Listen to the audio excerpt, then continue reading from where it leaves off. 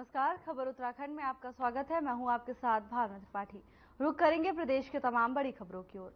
देवभूमि उत्तराखंड में चारधाम यात्रा अपनी चरम पर है, जिसे लेकर शहरी विकास विभाग लगातार अपनी कवायद में लगा है। वहीं व्यवस्थाओं को दुरुस्त बनाए रखने के लिए शहरी विकास मंत्री डॉक्टर प्रेमचंद अग्रवाल ने सभी अधिकारियों को चारधाम यात्रा मार्गों का स्थलीय निरीक्षण करने के निर्देश दिए हैं। शहरी विकास मंत्री डॉक्टर प्रेमचंद अग्रवाल ने कहा कि सभी वरिष्ठ अधिकारियों में हमने निर्देशित किया है कि वो स्थलीय निरीक्षण कर जनता और क्षेत्रीय व्यवस्थाओं, इसके साथ ही अधिकारियों के बीच समन्वय स्थापित करने के साथ वहां की मॉनिटरिंग भी करें।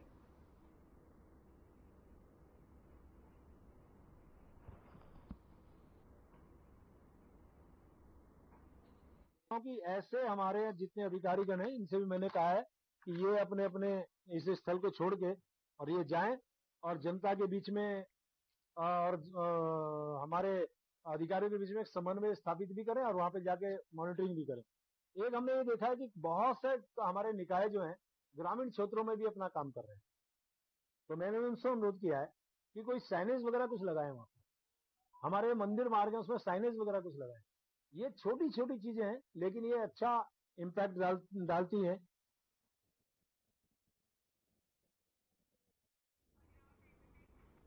उत्तराखंड की मुख्य सचिव राधा रतूड़ी ने चारधाम यात्रा पर आने वाले श्रद्धालुओं की बेसिक व्यवस्थाओं को और ज्यादा बेहतर करने के निर्देश अधिकारियों को दिए हैं।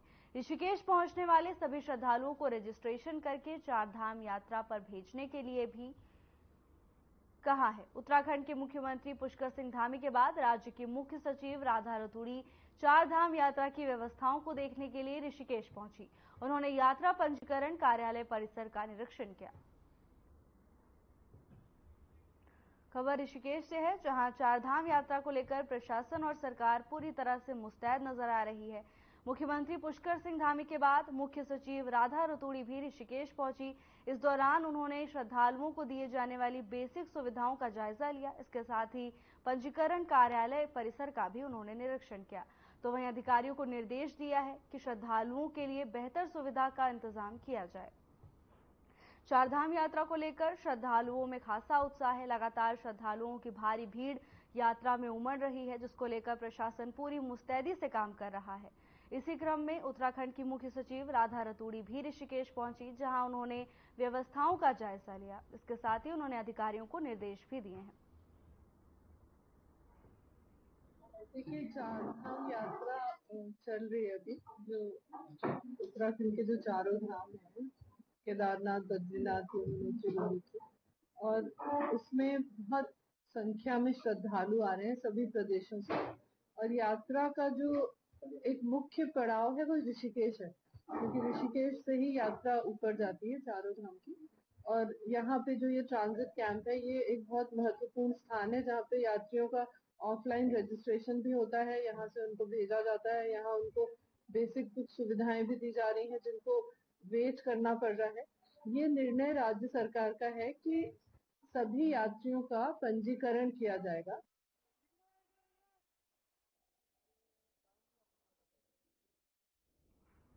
चारधाम यात्रा के लिए बड़ी संख्या में श्रद्धालु उत्तराखंड पहुंच रहे हैं और स्कूलों की छुट्टियों के चलते जून में आंकड़ा और भी तेजी से बढ़ने वाला है। स्वास्थ्य विभाग ने यात्रियों की संख्या को बढ़ता देख पिछले साल की अपेक्षा स्क्रीनिंग केंद्र की संख्या बढ़ाई गई है और साथ ही श्रद्धालुओं के स्वास्थ्य को ध्यान में रखते हुए यात्रा मार्ग में कई जगह पर हेल्थ एटीएम भी लगाए गए हैं। बताते चले कि इस साल 10 मई से शुरू हुई चारधाम यात्रा में 27 मई तक जितनी संख्या में श्रद्धालु उत्तराखंड पहुंचे हैं, इसमें जून के महीने में और भी ज्यादा बढ़ोतरी होने की उम्मीद है। चारधाम यात्रा में लगातार श्रद्धालुओं की भीड़ बढ़ती जा रही है, तो वहीं जून में स्कूलों की छुट्टियां होने के बाद यह आंकड़ा और भी बढ़ सकता है, जिसको लेकर स्वास्थ्य विभाग अलर्ट मोड पर है। लगातार श्रद्धालुओं की स्क्रीनिंग की जा रही है, तो वहीं स्वास्थ्य विभाग की ओर से मुस्तैदी से कार्य किए जा रहे हैं, जिससे आने वाली भीड़ को स्वास्थ्य सुविधाएं मुहैया कराई जा सके। इसी क्रम में स्वास्थ्य विभाग की ओर से स्क्रीनिंग केंद्र भी बढ़ाए गए हैं, तो वहीं हेल्थ एटीएम की संख्या भी बढ़ा दी गई है। जून में बच्चों की छुट्टियां होने के बाद ज्यादातर लोग चारधाम यात्रा का रुख करेंगे, जिसको लेकर स्वास्थ्य विभाग पहले से ही अलर्ट मोड पर है। इसको लेकर उन्होंने स्क्रीनिंग केंद्र की संख्या बढ़ा दी है, तो वहीं हेल्थ एटीएम की संख्या भी स्वास्थ्य विभाग की ओर से बढ़ा दी गई है। तो वहीं स्वास्थ्य कर्मचारी भी पूरी मुस्तैदी से श्रद्धालुओं की सुविधा के लिए कार्यरत नजर आ रहे हैं। चारधाम यात्रा को लेकर स्वास्थ्य विभाग पूरी तरह से अलर्ट मोड पर है। लगातार स्क्रीनिंग सेंटर्स को बढ़ाने की कवायद जारी है।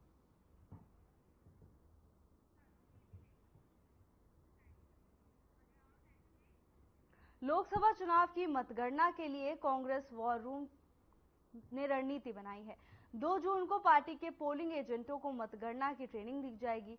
कांग्रेस के राष्ट्रीय वॉर रूम ने सभी राज्यों के साथ मतगणना को लेकर वर्चुअल बैठक की। उत्तराखंड से प्रदेश महासचिव एवं वॉर रूम के अध्यक्ष नवीन जोशी शामिल हुए। बैठक में पार्टी हाईकमान की ओर से मतगणना को लेकर दिशा निर्देश जारी किए गए। जानकारी दी गई कि पार्टी के निर्देश हैं कि पूरी प्रक्रिया का अध्ययन कर पोलिंग एजेंटों को मतगणना के लिए भेजा जाए। फॉर्म 87 और पोस्टल बैलेट की गिनती के दौरान विशेष ध्यान दिया जाए। किसी भी तरह का संदेह होने पर पार्टी की लीगल टीम और वॉर रूम को सूचना देनी होगी। नवीन जोशी ने बताया कि 2 जून को सभी पोलिंग एजेंटों पर मतगणना का प्रशिक्षण दिया जाएगा।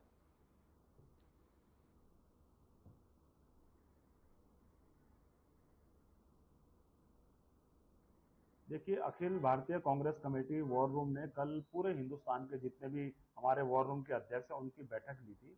बैठक में विस्तार से किन किन मुद्दों का हम लोगों ने ध्यान रखना है उस पर चर्चा हुई थी।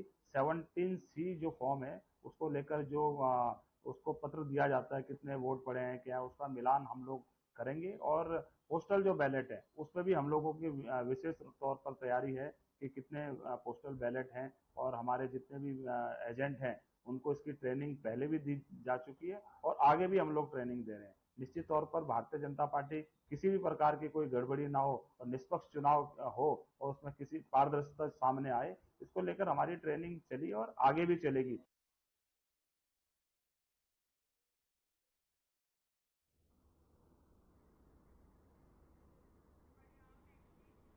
नेशनल हाईवे 58 पर एक बस का ब्रेक फेल हो गया। बस अनियंत्रित होकर पलट गई। हादसे में 5 से 6 लोग घायल हो गए। सूचना मिलने पर थाना अध्यक्ष देवप्रयाग महिपाल सिंह रावत फोर्स के साथ मौके पर पहुंचे और घायलों को ऋषिकेश चिकित्सालय ले जाया गया, जहां उनका इलाज जारी है।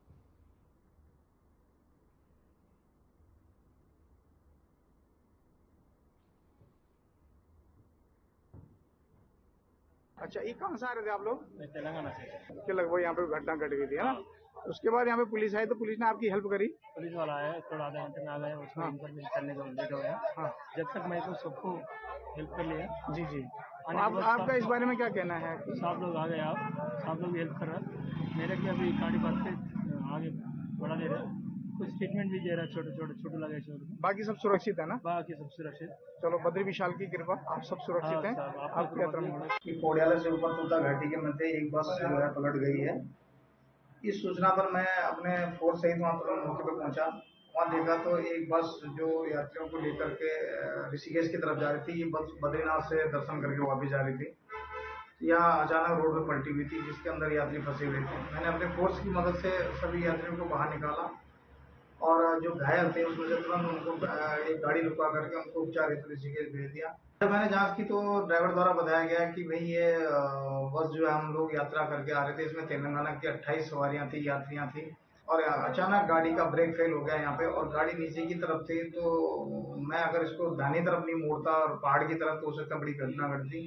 मैंने पहाड़ की तरफ जहाँ मिट्टी थी उसकी तरफ गाड़ी को घुमाया तो गाड़ी पलट गई थी। भगवान का शुक्रिया कि सभी सुरक्षित हैं।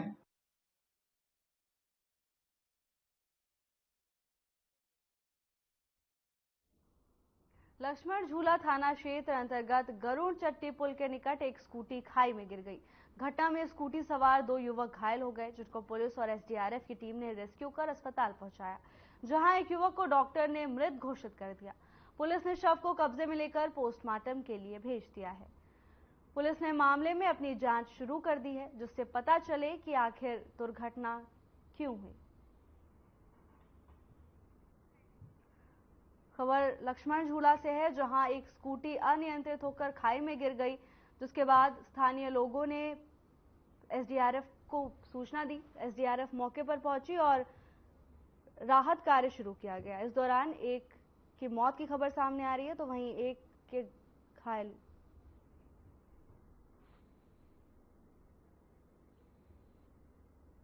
खबर लक्ष्मण झूला से है, जहां सड़क हादसे में एक युवक की मौत हो गई, तो वहीं एक युवक के घायल होने की खबर है। जानकारी के मुताबिक स्कूटी अनियंत्रित होकर खाई में गिर गई, जिससे युवक घायल हो गया, तो वहीं एक की मौके पर ही मौत हो गई।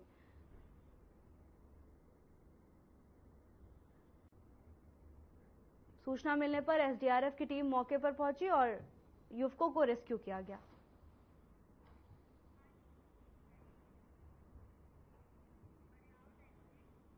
टीबी को जड़ से खत्म करने के लिए राजधानी देहरादून के दून अस्पताल में स्टेट टास्क फोर्स की बैठक हुई, जिसमें हर मेडिकल कॉलेज में टीबी का उपचार मुहैया कराने की बात रखी गई।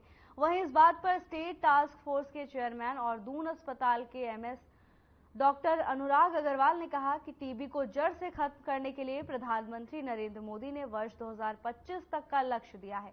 उत्तराखंड इसमें अच्छा कार्य करता रहा है, उसे देखते हुए मुख्यमंत्री धामी ने साल 2024 तक का लक्ष्य दिया है। साथ ही उन्होंने कहा कि प्रदेश में एम्स के अलावा 4 सरकारी मेडिकल कॉलेज और 3 गैर सरकारी मेडिकल कॉलेज हैं, जहां पर टीबी के लिए पूरी यूनिट उपलब्ध है।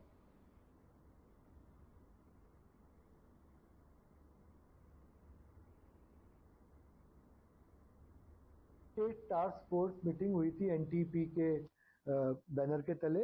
एनटीपी जो मैं बताऊं आपको, नेशनल ट्यूबरकुलोसिस एलिमिनेशन प्रोग्राम, हमारे माननीय प्रधानमंत्री जी ने 2025 का टारगेट दिया है टीबी को एक ऐसी प्रॉब्लम ना बचे उतना तक कम करने का, और माननीय मुख्यमंत्री जी ने 2024 उत्तराखंड के लिए रखा है, क्योंकि उत्तराखंड अभी तक बहुत अच्छा कार्य इसमें करता रहा है।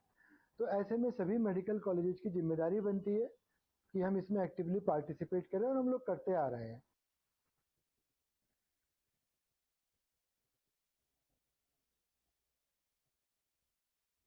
प्रदेश के अस्पतालों में आग की घटनाएं रोकने के लिए स्वास्थ्य विभाग एसओपी जारी करेगा, जिसमें अस्पताल प्रशासन को सुरक्षा के लिए विशेष इंतजाम करने के निर्देश दिए जाएंगे। दिल्ली के बेबी केयर न्यूबॉर्न अस्पताल में आग लगने से नवजातों की मौत की घटना के बाद स्वास्थ्य विभाग सतर्क हो गया है। कुछ दिन पहले ही देहरादून के राजकीय कोरोनेशन अस्पताल के एक वार्ड में आग लगी थी, और ऐसी खबरें बार बार आने के बाद ही अब स्वास्थ्य विभाग अलर्ट हो गया है और अस्पतालों में आग की घटनाएं रोकने के लिए एसओपी तैयार कर रहा है।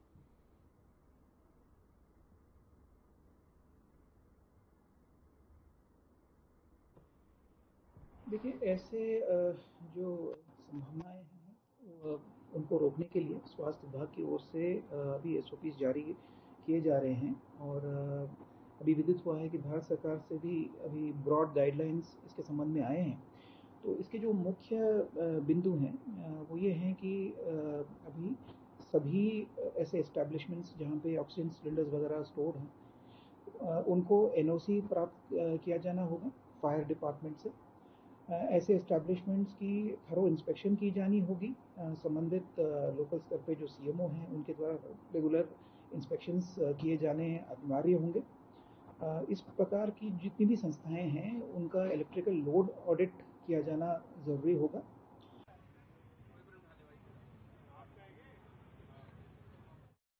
पटवारी ने जमीन पर रकबा शेष ना होने की रिपोर्ट पेश की, लेकिन फिर भी जमीन का रकबा शेष निकल गया। इस मामले ने पिछले कुछ दिनों से तूल पकड़ रखी है। यह विवाद देवलचौड़ बंदोबस्त से जुड़ी एक भूमि का है। इस पूरे मामले पर आलोक अग्रवाल ने बताया कि बृजमोहन कोहली से जमीन खरीदी थी, जिसकी रजिस्ट्री उनके पिता सुशील कुमार के नाम पर है। वहीं कोहली द्वारा ही किसी और को भी जमीन बेची गई है, जिसमें पटवारी के जांच उपरांत कोई भी रुकबा शेष नहीं पाया गया था। आलोक ने आरोप लगाया कि जिस जमीन पर चंदर अपना हक जता रहे हैं वो पूरी तरह से फर्जी है। पूरे मामले में तहसील प्रशासन की मिलीभगत है। वहीं इस पूरे मामले पर जनप्रतिनिधि आनंद सिंह दरमवाल ने भी प्रशासन पर फर्जी तरीके से रजिस्ट्री करने का आरोप लगाया है। फिलहाल मामले की जांच की जा रही है।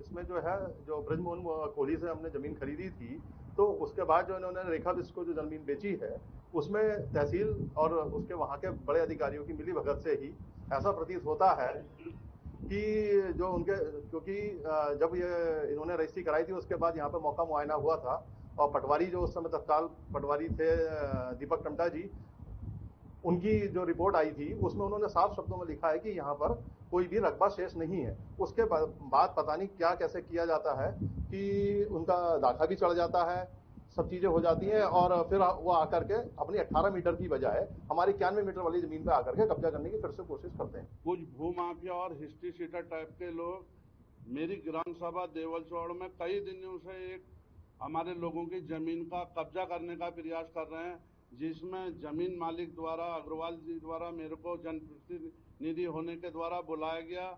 मैं उसमें गया, उनके बनाए हुए कमरे में कब्जा करना और उनका मीटर उखाड़ना और उनको दादागिरी करना, एक समाज के नाते मैं अपने गांव में हर जगह जाता हूं।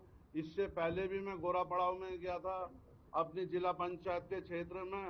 लोग सच्चाई के लिए मेरे को कहीं पे कुछ भी हो, अगर लड़ना पड़े मैं लड़ूंगा। अभी न्यूज़पेपर के माध्यम से ये प्रकरण संज्ञान में आया है कि किसी ज़मीन की 2 बार दखल खारिज हुई है या 2 बार रजिस्ट्री हुई है। अभी तक किसी की शिकायत का कोई पत्र यहाँ पर इस स्तर पर प्राप्त नहीं हुआ है। अगर कोई शिकायती पत्र प्राप्त होता है, वैसे हम अपने स्तर से भी अब इसको जांच कर रहे हैं। इसके बाद तो जैसे भी जो भी निकलेगा उसमें कार्रवाई की जाएगी। सर, वहाँ पीड़ित का साफ तौर पर ये कहना है कि तहसीलदार की मिली भगत से सारा काम हुआ है। किस तरह देखते हैं इसको, क्योंकि लगातार विभागीय अधिकारी को लगातार इसमें टारगेट किया जा रहा है? नहीं, ये कथन मिथ्या होगा या उनका अपना मनगढ़ंत कथन होगा। अगर तहसीलदार का कोई ऑर्डर हुआ है जो उनके खिलाफ है तो वो उसकी अपील कर सकते हैं। प्रदेश के पहाड़ी हिस्सों में बीते कई दिनों से हल्की बारिश देखने को मिल रही है, तो वहीं मैदानी इलाकों में गर्मी का कहर जारी है। ऐसे में गर्मी से निजात मिलने की उम्मीद मैदानी इलाकों में कम ही नजर आ रही है। हालांकि मौसम विभाग के मुताबिक 29 मई से प्रदेश के मैदानी हिस्सों में बढ़ रहे तापमान से निजात मिलने की संभावना है।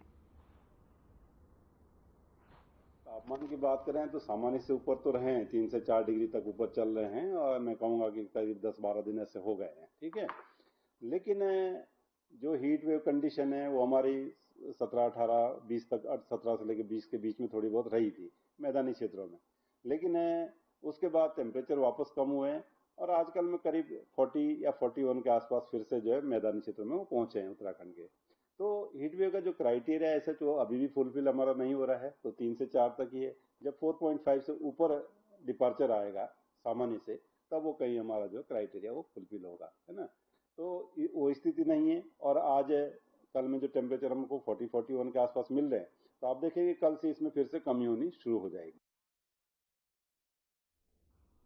गर्मी का प्रकोप लगातार जारी है, तो वहीं हल्द्वानी में लोग बूंद बूंद पानी के लिए तरस रहे हैं। नगर निगम क्षेत्र के कई वार्डों में पानी नहीं आने से स्थानीय लोग जल संस्थान के खिलाफ लगातार प्रदर्शन कर रहे हैं।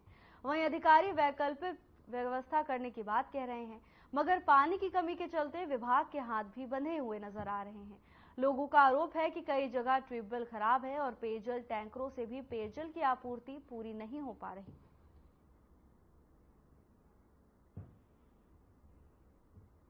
नलकूप के माध्यम से और साथ ही जो हमारा ये फिल्टर प्लांट से गोला वाला पेयजल पानी आता है, उससे पेयजल उपलब्ध करा रहे हैं।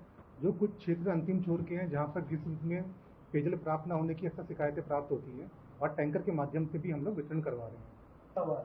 अभी हमारा जो एक नलकूप है डम्बा डोंगा का, कुमाऊं कॉलोनी का, वो खराब है, तो वहाँ हम लोग 5 टैंकरों से पेयजल वितरण करा रहे हैं। और साथ ही हमने जो ये खबर आई थी कि आपका इंदिरा ये सनी बाजार क्षेत्र में कल कुछ महिलाओं ने वहाँ पर रोड ब्लॉक की थी पानी की समस्या को लेकर के, हमने वहाँ शीघ्र ही काम शुरू करवा दिया है। लटुड़िया का ट्यूबवेल है वहाँ पर, उससे हम नई लाइन जोड़ रहे हैं और प्रयास कर रहे हैं वहाँ से भी पानी चल जाए। और साथ ही हमने वहाँ टैंकरों की संख्या भी बढ़ा दी है। यहाँ पर जो हमें जो रिक्वायरमेंट रहती है अराउंड 82 MLD की रहती है, जिसके साथ समय 75.5 MLD उपलब्ध हो पा रहा है। देखिए, भीषण गर्मी है और पूरे शहर में पानी की किल्लत हो रही है। आपको पता है काठगोदाम, राजपुरा, गांधीनगर, नई बस्ती, बनभूलपुरा, इंदिरा नगर, गौजाजाली, पश्चिमी हल्द्वानी, सब जगह पानी से हाहाकार मचा हुआ है।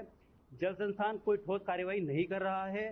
पेयजल मंत्री मजे में मस्त हैं और जनता पानी से त्रस्त है। करोड़ों रुपए इन्होंने बर्बाद कर दिए, पैसा पानी में चला गया, लेकिन जनता को पानी नहीं मिल पाया। मैं इनसे कह देना चाहता हूं कि आचार संहिता के चलते इस बीच जल्द से जल्द पानी की समस्या को ठीक कर दें, अन्यथा मैं जनता को लेकर के आंदोलन करूंगा, जिसका पूरा उत्तरदायित्व जल संस्थान का होगा।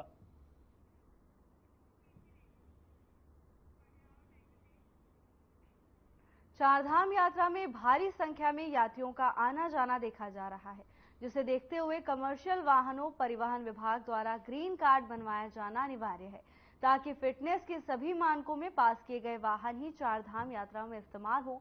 इस बात को लेकर उत्तराखंड के संयुक्त परिवहन आयुक्त सनत कुमार सिंह ने कहा कि अब तक कुल 24,750 ग्रीन कार्ड बन चुके हैं, जिनमें 16,000 से अधिक गाड़ियां उत्तराखंड की हैं और लगभग 8500 गाड़ियां उत्तराखंड से बाहर की हैं। साथ ही उन्होंने कहा कि इस बार चारधाम यात्रा में पिछले साल से 1000 गाड़ियां ज्यादा इस्तेमाल हुई हैं, जिसके साथ ग्रीन कार्ड पंजीकरण से अभी तक लगभग 1 करोड़ 31 लाख रुपए का राजस्व आ चुका है। 24,750 ग्रीन कार्ड हमारे बन चुके हैं और इसमें अपनी उत्तराखंड की गाड़ियां हैं 16,000 से थोड़ा अधिक और लगभग 8,500 गाड़ियां हैं जो बाहर के राज्यों की हैं, जिनके बने हुए हैं। तो जो हमारी अपनी उत्तराखंड की गाड़ियां हैं जो रेगुलर चलती हैं यात्रा में, उनकी संख्या में भी इजाफा हुआ है। पिछली बार 15,000 पूरी यात्रा में बने थे, इस बार 16,000, लगभग 1,000 गाड़ियां बढ़ गई हैं सिस्टम में। और बाहर से आने वाली तो अभी और बनेंगे, जैसे जैसे ट्रिप यात्रा चलती जाएगी तो और बनते जाएंगे। तो मुझे उम्मीद है कि पिछली बार की तुलना में 5-6 हज़ार ज़्यादा ग्रीन कार्ड बनेंगे। राजस्व इससे अभी तक 1 करोड़ 31 लाख आ चुका है। राजस्व बहुत ज़्यादा नहीं होता, छोटी सी फीस होती है, पर रेगुलेशन के लिए है और आगे जैसे जैसे बनता जाएगा थोड़ा बढ़ेगा। चारधाम यात्रा में श्रद्धालुओं की भारी संख्या में बढ़ती भीड़ के कारण समय समय पर सरकार को पंजीकरण को रोकना पड़ रहा है। वहीं यात्रा की शुरुआत होते ही कांग्रेस बीजेपी सरकार पर अव्यवस्था को लेकर प्रश्न खड़े कर रही है। कांग्रेस प्रदेश अध्यक्ष करण माहरा का कहना है कि चारधाम यात्रा में राज्य सरकार विफल हो गई है, इसीलिए केंद्र सरकार की निगरानी में ये यात्रा चल रही है।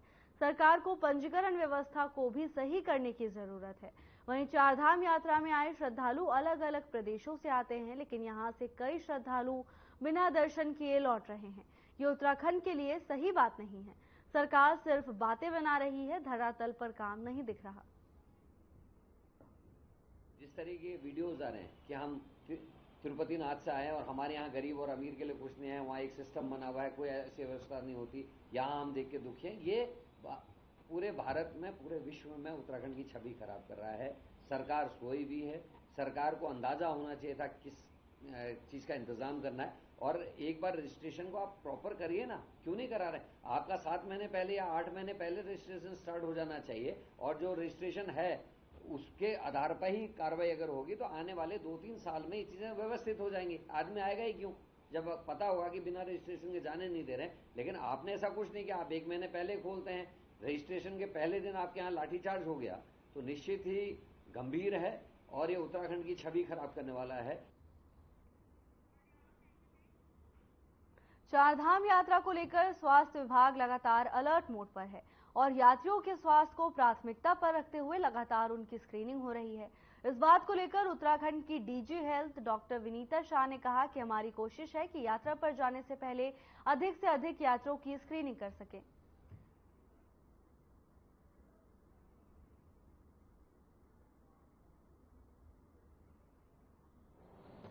हमारी कोशिश है मैक्सिमम लोगों की हम स्क्रीनिंग करके भेजें यात्रा में जाने से पहले। और हमारी सभी स्तर पर ऋषिकेश से लेकर ऊपर चारधाम के अंतिम पड़ाव तक स्क्रीनिंग टीम बैठी हुई है। लगभग 1,87,000 लोगों की स्क्रीनिंग हो गई है, जिसमें से 5,461 लोगों में कोई ना कोई परेशानी, कोमॉर्बिडिटी पाई गई है।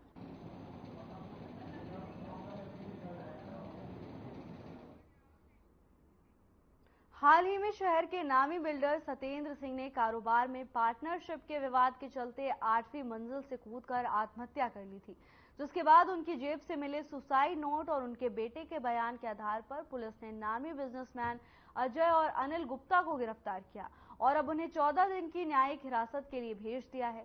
लेकिन इसी बीच अब यह मुद्दा सियासी मोड़ लेने लगा है। कांग्रेस इस मामले को लेकर शासन और प्रशासन को घेरती हुई नजर आ रही है। वहीं कांग्रेस प्रदेश अध्यक्ष करण माहरा का कहना है कि सरकार बेशरम, नकारी और भ्रष्ट है। उन्होंने कहा कि अंकिता भंडारी मर्डर केस पर क्या हुआ? महिला अपराध में हम 9 हिमालय राज्यों में पहले नंबर पर हैं। विपिन रावत का मामला हो या मंत्री के आवास के सामने महिला की बॉडी मिलना, हमारे प्रदेश में यूपी की पुलिस गोलीबारी करके चली जाती है।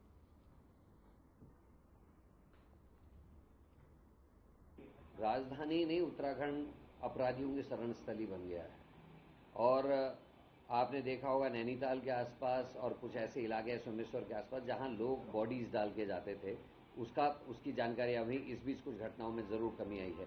लेकिन उसके अलावा कितने, विपिन रावत का केस है जिसकी मृत्यु हुई, 10 दिन तक अपराधी नहीं पकड़े जाते हैं।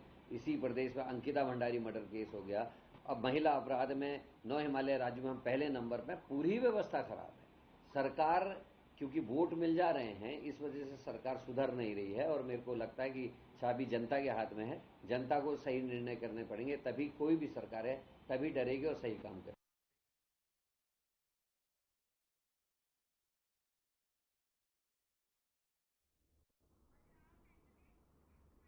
फिलहाल के लिए बस इतना ही। जल्द हाजिर होंगे नई अपडेट्स के साथ। नमस्कार।